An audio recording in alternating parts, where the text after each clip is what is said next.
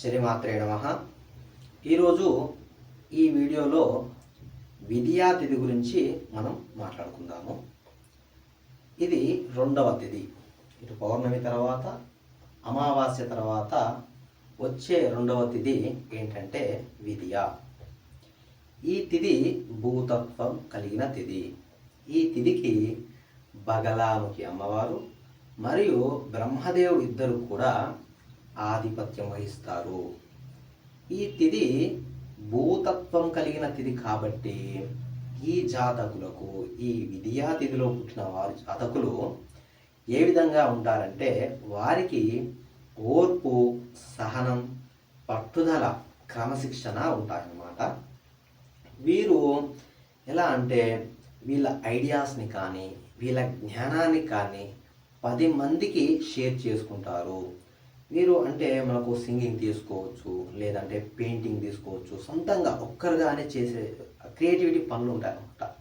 అలాంటివి కాకుండా 10 మందిలో తిరగడము, 10 మందికి సహాయపడే క్రియేటివిటీ పనులు, అది బిజినెసే కావచ్చు, ఎడ్యుకేషనే కావచ్చు, వీటిలో వీళ్ళ క్రియేటివిటీని వీళ్ళు షేర్ చేసుకుంటారన్నమాట.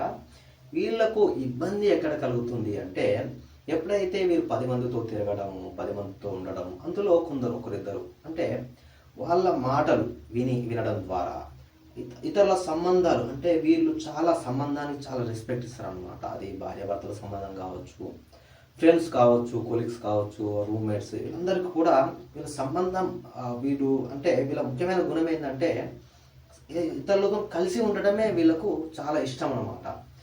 వాళ్ళకు కూడా అంత రెస్పెక్ట్ ఇస్తారు. కానీ ఎప్పుడైతే ఇతరుల మాటలు ఎక్కువగా వినడం ద్వారా, ఇతరుల ద్వారా అంటే ఆ మాటలు విని ఆ మాటలు అబద్ధాలు కావచ్చు, దానివలన ఆ సంబంధాలు అనేది చెడిపోవడం కానీ, క్లోజ్ ఫ్రెండ్స్ని కోల్పోవడం కానీ, బిజినెస్లో దెబ్బతినడం కానీ, ఇలాంటి నెగిటివ్ ఎఫెక్ట్స్ అనేది, ఇబ్బందులు అనేది, మానసిక ఇబ్బందులు అనేది కూడా వీళ్ళు చాలా ఫేస్ చేయవలసి ఉంటుంది. మరియు వీళ్ళకున్న ఒక ముఖ్యమైన గుణం ఏమిటంటే, ఏదైనా క్రియేట్ చేసిన దాన్ని వీళ్ళకు సొంతంగా అక్కడ క్రియేటివిటీ లేకపోతే ఆ బిజినెస్ పరంగా కానీ, వాళ్ళ విద్య ఉద్యోగ పరంగా కానీ, అక్కడ ఉన్న సమాజాన్ని వీళ్ళు ప్రేరేపిస్తారన్నమాట. దాన్ని క్రియేట్ చేసిన దాన్ని కాపాడుకునే విషయంలో వీళ్ళు ముందుంటారనమాట.